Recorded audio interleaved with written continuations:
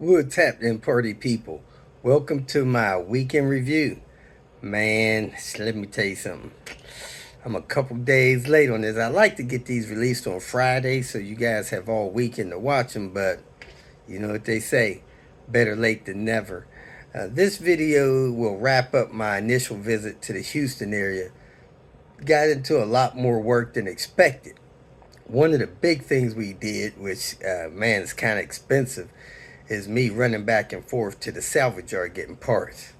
So, if at all possible, you have your parts on hand, man, I could get in there and do work.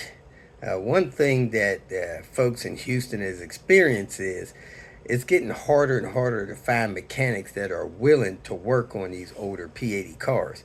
And I think the big main reason is you got to wait for parts. Nobody likes starting a job, running into an issue, then having to stop, wait for parts. They're giving us 2, 3, 4 day lead time on getting parts in. And man, that slows down a mechanic. If he's got a vehicle on a rack, he's got to wait till he gets the part or get that thing out of the way from being on the rack, put it back on the rack, maybe not even running. It's a hassle. So it's a challenge for them, and they just rather get in there, work on things that they could get parts for in an hour or two, so they could keep working. If they got a car sitting on a rack for 3 or 4 days, that's costing them money. So, unfortunately, uh, it's getting to be a parts delay thing. Hopefully, it won't turn into a you can't get your part thing, because that's when you unfortunately got to cut bait or get real creative with expensive ways of getting parts. But anyway, we finished up a few things there. Man, this morning I'm actually packing up to head back down there. So I'll be in South Texas. If you're in South Texas, need my help for something, hit me up. If I got time, I'll come help you. Uh, Way down South Texas. You know, Houston, Corpus Christi, uh, the Valley, San Antonio, maybe Laredo or whatever they call that area. So if you're down there, you need my help, let me know. If we can, I'll come help you. I'm not going to have that many tools, so you'll want to have some tools available, and I'll do my best to help you. I'm really going down here to take care of some personal stuff and do a manual swap for Arian and go from there. So we got some parts to deliver to him and do a manual swap for him and move on from there. So that's where I'm at. Mita, actually, at the end of this video, I said something about replacing a thermostat on Lemonade. She actually replaced the fan on Lemonade. The fan was making some kind of noise, kind of off balance type thing. I was afraid it was going to come apart while we're driving down the interstate, so I had a fan. She replaced the fan in that thing. So she's, man, actually getting more hands on and seems to be enjoying it. One thing about her, she does not like sitting still. And man, the guy down here in Houston area, he actually hired her to help with some organization and some things like that because she is really good with organization. She's kind of good with decorating. I hadn't had a chance to see a lot of her decorating stuff, but she's cleaned my place up a lot, and you know, she's really good at making your space more usable for you and helping you see where she placed things. So, you know, one big thing with me with getting this place cleaned up was being afraid I couldn't find things. And it's easy for me to find things well organized. And, you know, if you need that kind of help from her, if we come to your location, you may be able to hire her to do that. But that's, you know, kind of between you and her. If she feels up to it and it's something that you're willing to have some help with, she could do it, you know. So if you're a hoarder, you might want to think about that. But hey, when we get there, check with her on that. So in this video, I finished up in Houston. I stopped through Cleveland, Texas. I stopped through Little Rock, Arkansas, and then I came home. Don't forget, if you want to see some of my storytime videos, they're over there on the Patreon account. You don't have to pay to watch them, but you do have to join to watch those videos. So, man, it is freezing back up here. It's got a 12-degree real field temperature outside. But hey, I got to get out there, get this trailer loaded so I can head down south. I got a vehicle to deliver down there as well. So that's what's going on with me. Thanks for your time. Thanks for watching. Kicking off the Tinker Day.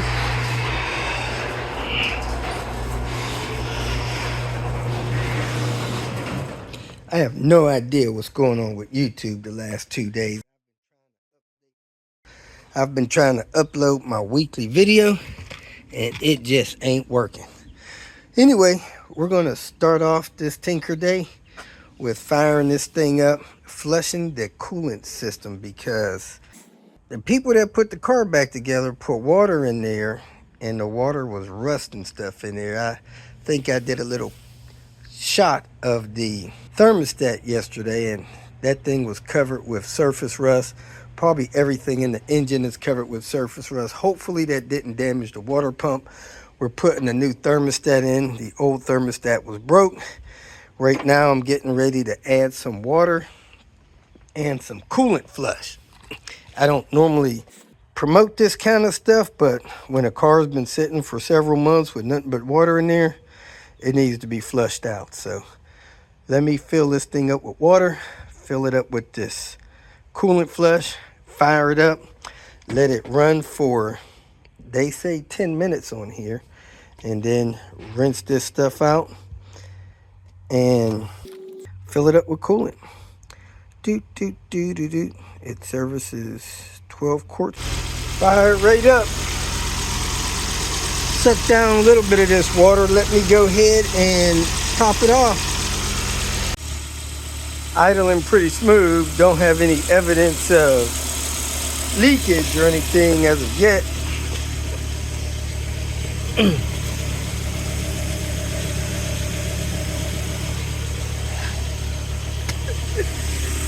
Yesterday we rebuilt the struts with some newer used struts, new steering bearings and strut mounts. Getting ready to put a new thermostat in. It has a hollowed out thermostat housing at the moment, and we're flushing the coolant system with coolant flush. It's maintaining the level. That's good.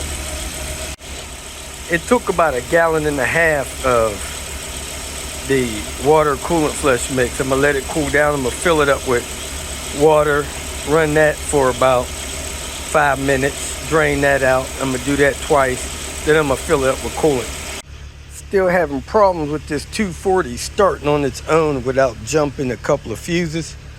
Picked up this computer the other day out of a newer 240. We're gonna plug it in and see if this helps. I just noticed this. Looked like somebody replaced this solenoid up here and they redid the harness and they routed that thing right close to the timing belt. I guess it's fine, but not sure why they routed it that way so close to the timing belt.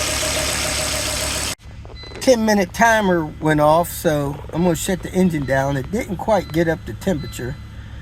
So I'm gonna shut it down and let the engine cool, then I'm gonna drain it, fill it up with water and go again. I'm gonna let it probably cool down for 30 minutes.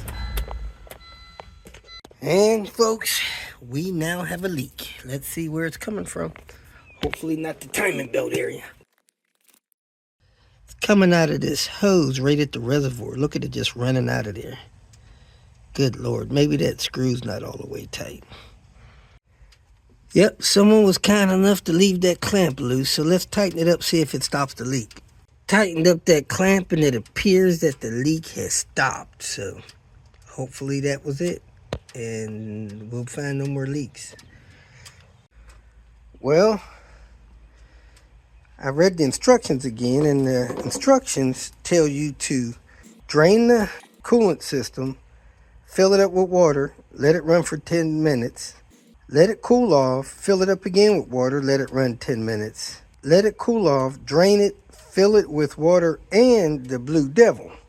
So it wants you to flush out all the coolant before you add Blue Devil. Well, our system didn't have any coolant in there, so hopefully my misinterpretation of those instructions and not reading them clear the first time wouldn't matter. But I did run it. I added the Blue Devil, filled it up with water, ran it for 10 minutes. Now when it cools, I'm going to be flushing it with water. And I'm going to drain it, fill it up with water, run it 10 minutes, drain it. It says keep doing that till all the Blue Devil's out. It also says if you want a really thorough cleaning, leave it in there and drive the car for a few days. I think it said 3 to 6 days. Oh, it says 3 to 6 hours. Intermittently over a period of a few days. Weather permitting, don't let the system freeze and then flush it all out. Filling it up with water and drain it multiple times until you have no more of this Blue Devil in there.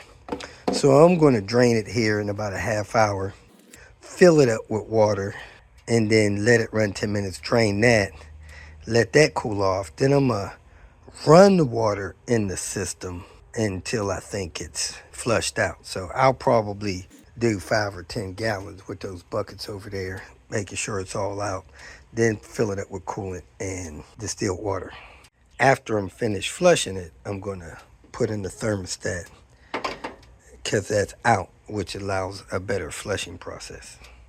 While that's cooling off, I'm going to go ahead and put this computer in here and see if this 240 will start.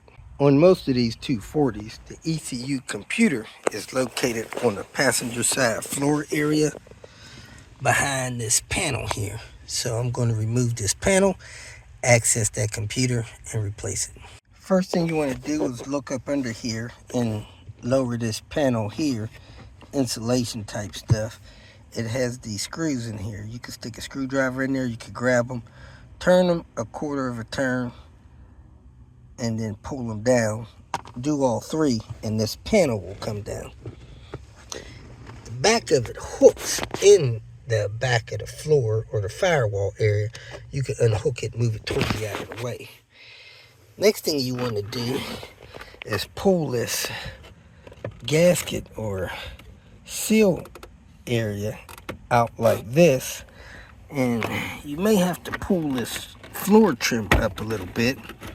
It just snaps into the floor. Move it to the side. Once you get that moved to the side, you should be able to pull this panel in and down out of the way, not held in by anything in particular. Then you can see the computer there. I believe there's a screw or two. Let me get some light on. You can release this T25 screw, and that may be the only one. And you can unlatch this computer harness here. You lift up on this tab, pull that wire harness down, and then unhook it from the computer. Works better when you get the computer out. So let me go ahead and pull that T25 and resume. So I had one screw down there and one screw at the top up there. Was able to pull the computer out. Now that I got the harness unlatched, it easily comes off, hooks out at the bottom. That's the bottom. Now it's best if you can match these computers properly with the numbers there. Let's compare the 2 numbers. These are definitely different computers by the numbers. That's a 951. This one is a 561. This is the one we get from the salvage yard, but we're going to plug it in and try it anyway. Not sure if that matters enough to make it not work. Some of these cars have different electronic setup, especially for monitoring and controlling the fuel injection system, but they're both Jetronic. Let's see if it works. Hooked it right in the bottom, snapped it in up top. Let me stick the key in there, crank it, see if it starts. We had a crank no start issue in this vehicle.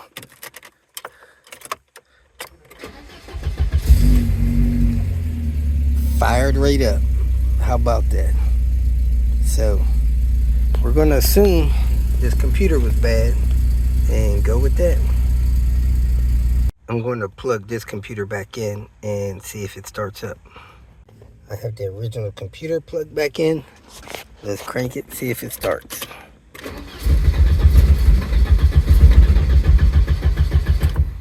No start. Let's hook the other computer back up, see if it starts. It's really best to disconnect the ground on the battery before switching these computers. Got the other computer plugged back in. Let's crank it, see if it starts. There it is, purring like a kitten again. We're going to call that repair complete and move right along. I'm going to let it run for about 5-10 minutes and then secure the computer, put this car back together. This vehicle here needs a headliner. This is going to be the best day to do that. So I'm going to open this thing up and take this headliner material down. And this is the front of the headliner. You can see the material pooching there. And as you look back, you can see it falling down back there. And see that it's totally torn out here. So let's go ahead and remove this headliner board so we can put material on it this afternoon. I just shut the 240 off. As we can see, it warmed up a little bit on the temp gauge. I'm gonna let it sit 5 minutes, then I'm gonna try to start it. Not sure why we got water down here, but let's keep pressing on. After sitting, it fired right up warm, so we should be good to go with this thing. Let me put it back together. Need a blower motor. We got a dash for it and a windshield, sun visors, and some cosmetic stuff. We're ready to go race some Priuses. When putting the ECU back, you have a hook there and a hook there. The casing of the ECU gets hooked in those 2 slots, and then the screws go in the 2 slots there. So make sure you put that in right, slide it in there so that it hooks in there, and then secure it with the screws. Slowly filtering water through here. It finally got hot enough to boil the water, so we shut it down. Back from lunch, back at it. Installing a heat and air unit for the garage. Put a pipe bender on this thing and destroyed it. So we're gonna cut it and fix it. Put 2 splices in it. Whoop whoop. Got a fix there, a fix there. Cooling vacuum on it. It is pulling vacuum. Should be sealed good. We're gonna let that run for 5 minutes. Shut that vacuum pump off. Watch it for 30 minutes. Make sure it holds the vacuum to get a leak-free system. Time to leak check it for 30 minutes. Still trying to flush the rust out of the coolant system. Still coming out brown.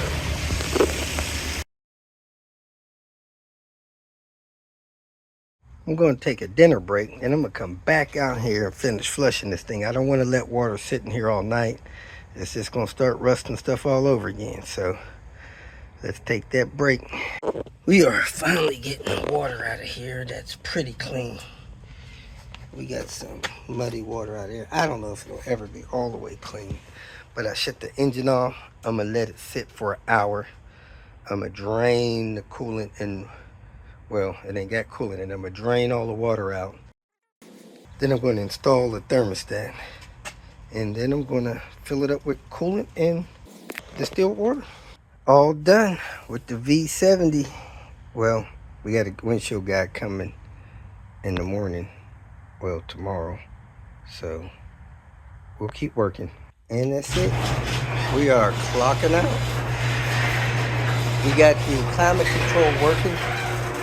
Heat and air.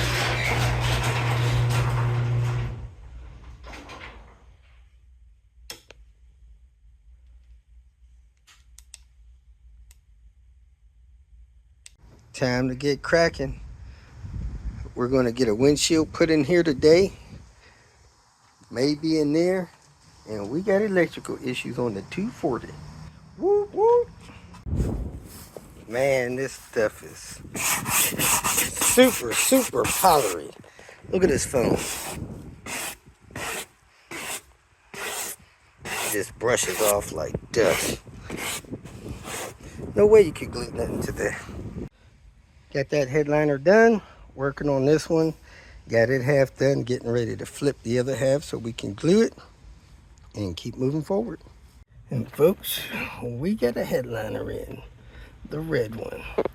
Need to find this trim here. It disappeared for some reason. Just poof, gone.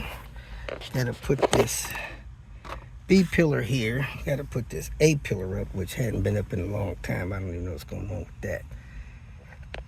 And we got the sunroof trim in with a crack right there. That's where it broke on us. Everywhere else, it's good. That's not bad. For what the one that came out broke in 6 pieces. Shutting it down for the day. Time to get with it.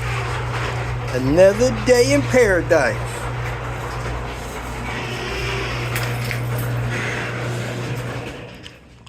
Yesterday, we got a few things done on this red V70. The main thing of which was the roof liner. Really not much other than that. We got the pillar pod secure. It was hanging down. He was holding that up with the sun visor, stopping it from hitting him in the head. We changed the B pillar, cracked the one on the passenger side. He said they were making noise, but I don't know. I think it was his A pillar sagging down. First thing I'm gonna do today is put the door panel on this thing, and then it's pretty much ready to rock and roll. It's got a bad P and P switch, but we're gonna manual swap it. So if he drives it, he'll need to roll the shifter, keep that thing fluid. Then that car over there, I need to unlock that door. Then I got a variety of things I could do.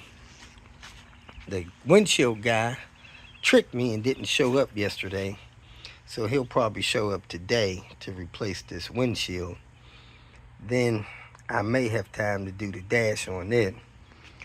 Headlights need to be replaced, corner light needs to be put on, but this car can be driven.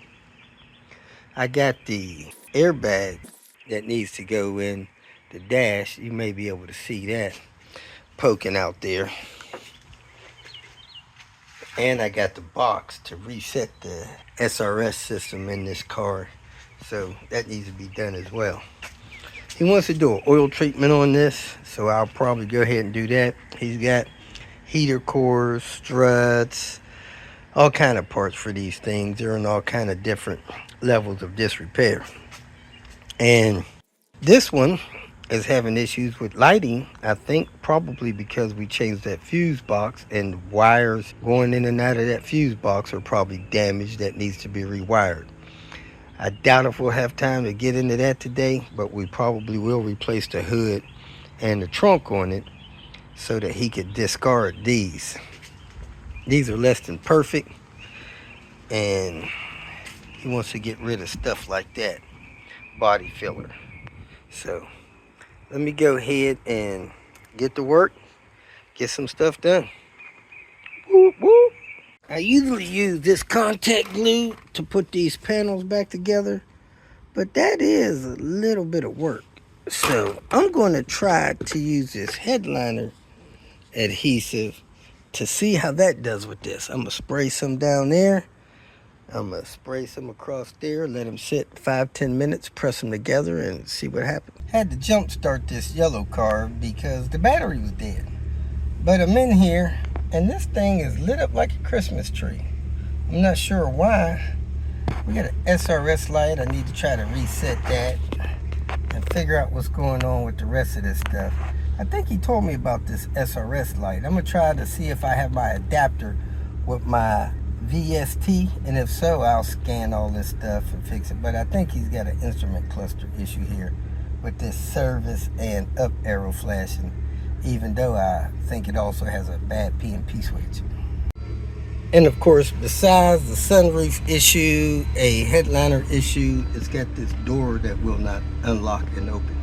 So that's what I'm going to attack first. First thing I'm going to do on this one, it should be warmed up. I'm going to do a oil flush system with liquid moly and then change the oil on it. So let me make sure it's warmed up and pour that liquid moly in there. It appears that we are up to temp. Here's the engine flush he wants me to use, so let me go ahead and dump that in there and let it idle for 15 minutes. We must really be up to temp because the fan kicked on. Whoop, whoop. Glad it works. That means I did a good job splicing those wires. I rolled the driver's window down on that car, and the inner gasket stuck to the glass and flipped as the window was going down. So that thing needs a inner window seal replaced on it, or it's just going to keep grabbing that glass. So let me work on getting one of those. Let's work on getting this door open. We got the seat out. Next I'm going to try to get the door panel out. Let me go get the tools to take the screws out of the bottom of that door panel, take that lever off, and work this door panel off without breaking anything. We hope to be able to reach the screws for this door panel. One's there, one's there, one's there. May be able to take the speaker cover off to get at them. I did pull a speaker grill off, and I can easily access these two. That one there, that one there. I might have to stretch for this one there. My timer went off for draining this oil, so I'm gonna go ahead and do an oil change on this thing real quick, since I've already got my 15 minutes of runtime in for my engine flush. There'll be others. Oil change is done, and we're going to add this liquid moly anti-friction engine treatment. This stuff is probably especially good for cars that are not started often. This kind of adds you a layer of protection, and they got their little statement of what it does for you. Improves fuel economy, quiets the engine, lubricates for cold starts, and all that jazz. So we're going to add this, which we have. We're going to fire the car up, let it idle 5-10 minutes, and shut her down. We're going to let it run for 5 minutes, shut it down, let it sit for 5 minutes, check the oil level, and call it a day.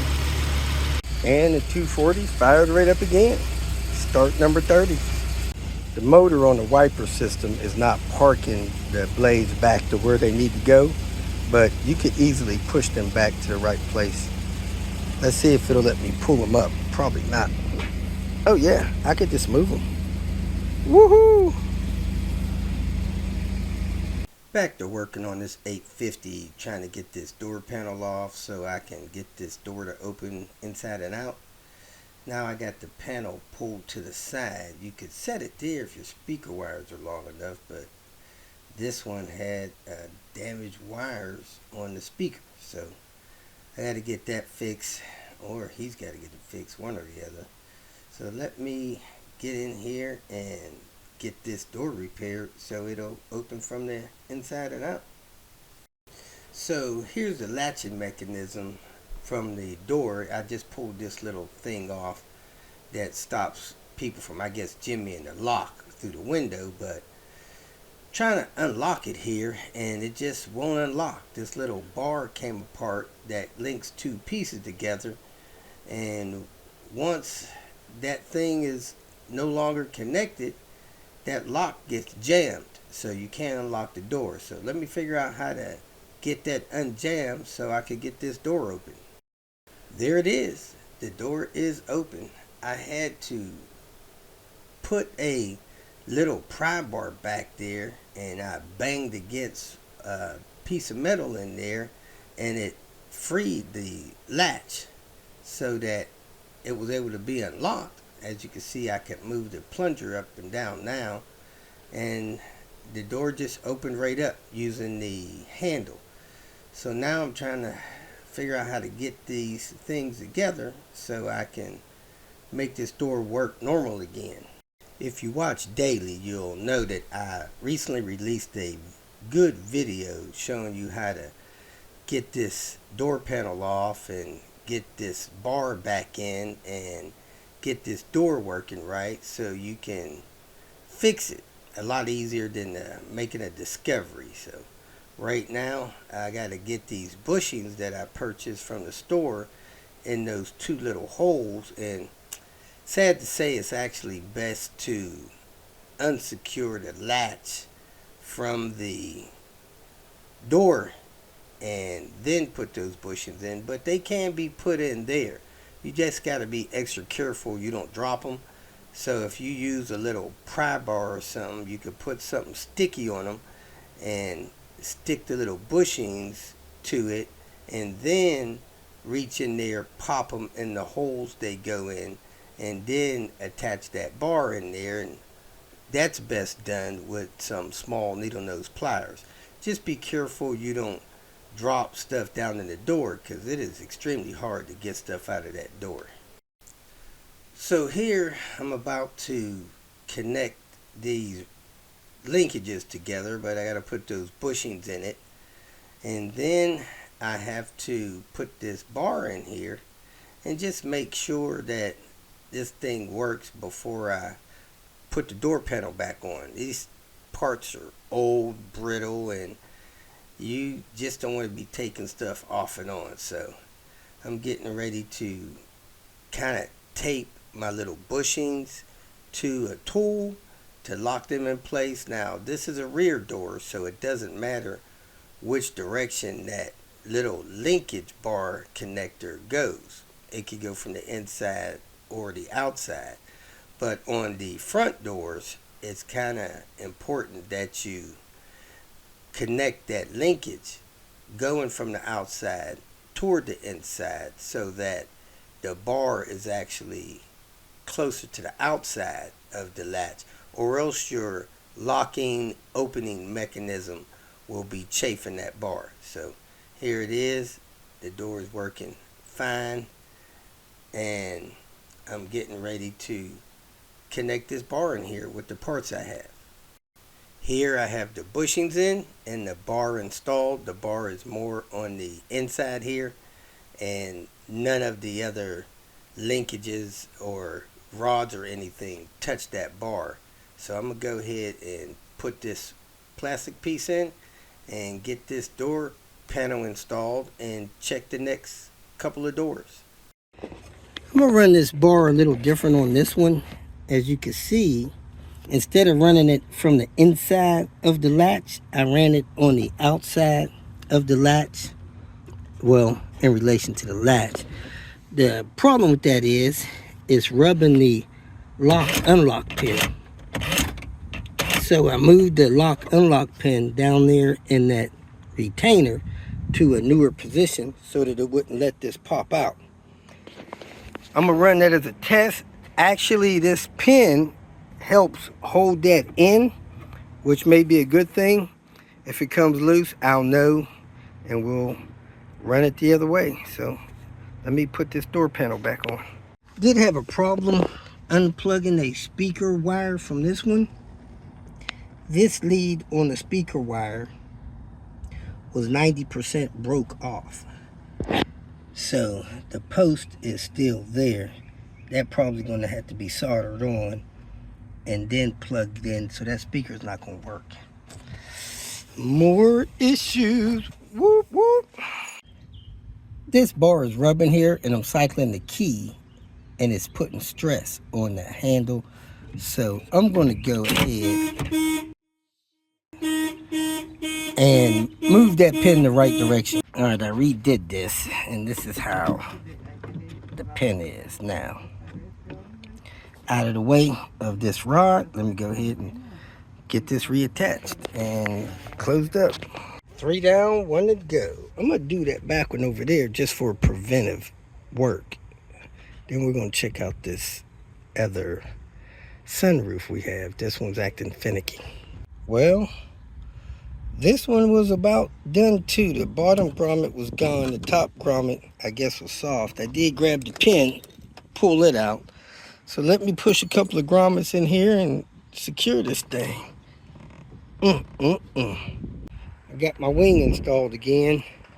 It's mucked up, but not on the upper surface, so it's looking good. I'm gonna wet sand it when I get a chance. It feels like it's tight. Well, we have not tapped out. He wanted some more stuff done. So we put that wiper system back together. Even though they're going to be replacing that windshield, they'll have to take that stuff back out. And it's really hard because the struts bar is in the way. Good luck with that. Tried to leave it out. And he wants a thermostat done on the red car, so we're about to do that. And that's going to conclude another day in Houston, Texas. Kicking off the Tinker Day. Done accumulated so much stuff, we need a trailer. Let's get this thing loaded so we can get back to Cincinnati. Whoop, whoop. had a situation, the chains was dropping real low. We had to wrap them up, twist them up, spin them up, and tie them up. We are almost loaded. The car is getting lower. We are here checking out a very nice 850 87 NA. Super clean. The cluster says it only has like 64,000 miles. Needs a windshield, headliner, and it's randomly stalling. I think the fuel pump's working, but it is very weak. So we're going to replace the fuel pump. We swapped out a mass airflow sensor that didn't fix it, so we're going to put that back. We're going to secure this lower dash panel back the way it's supposed to go, and check for a vacuum leak because they can smell fuel occasionally, and see if that tank vent is leaking. Took the access panel off for the fuel pump, and there's a crack in that vent hose right there. Now I'm used to these vent hoses running all the way back under here, but that thing ends right there, so maybe I could use part of that hose to fix that.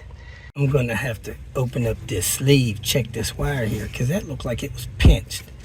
So does this one. Normally these wires are in this rubber and they can't be pinched, but these two look pinched coming out of here.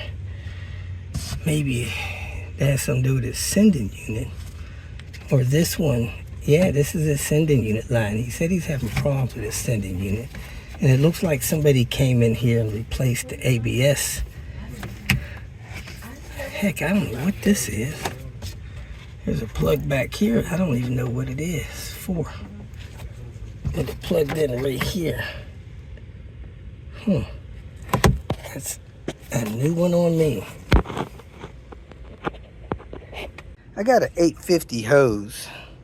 Well, this 850 uses the S70 hose, so it looks like you can get the 850 hose, use it on the S70. You just need to cut it right there. So we're going to cut this and put it on and stop that fuel leak.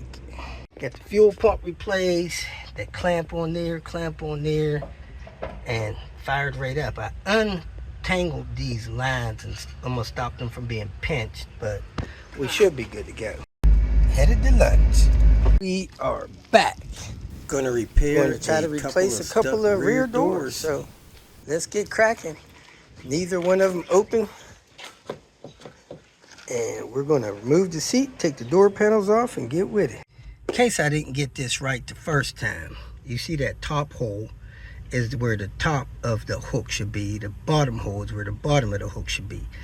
When this top hole is down like that, you need to push that up and out of the way, and then put your screwdriver there or your pry bar and punch that back,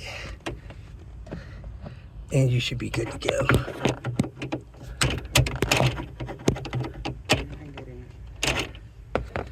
But this has got to be up and out of the way. Another one is fixed. On the back door, it doesn't matter what side you put the bar on, but on the front door, you need to thread the bar from the inside out. So we're done.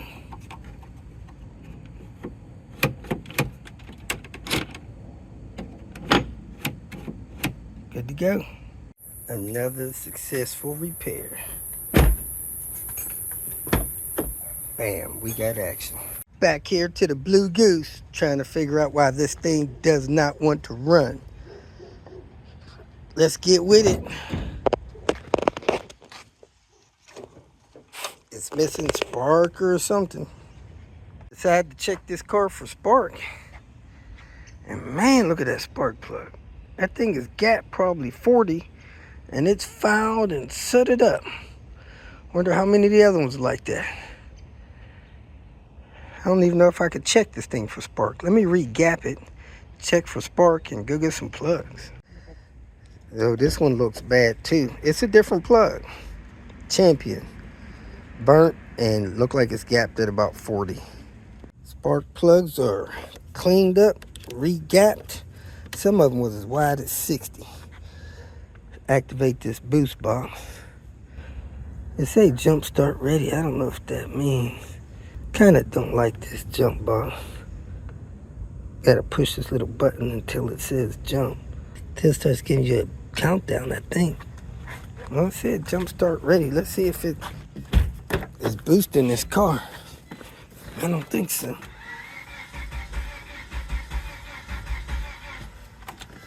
Car's still in the start. Let me swap the mass airflow sensor because I think he's got an aftermarket MAF on this thing. All right, I'm gonna try to start this thing again. It's got lawnmower syndrome, so we'll see what happens.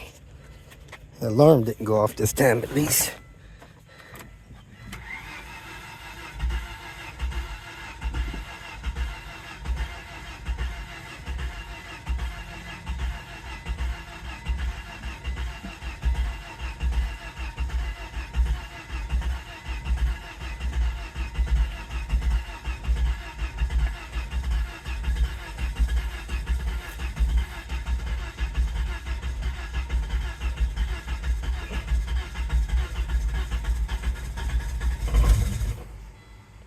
Ah,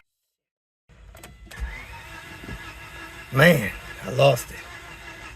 Gotta start over. This time I gotta keep it till it gets up to about 2,000. Hopefully my battery will last.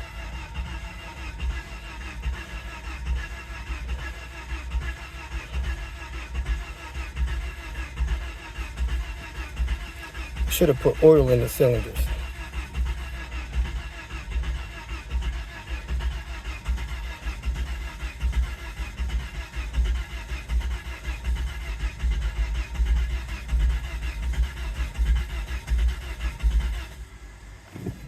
Starter kicked out. Let me drop some oil in the cylinders. After 6 tries, I got this thing running. I gotta hold it about 3K for about a half a minute before I let it go or it'll stall.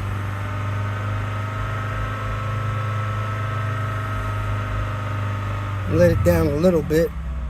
Keep it over 2K.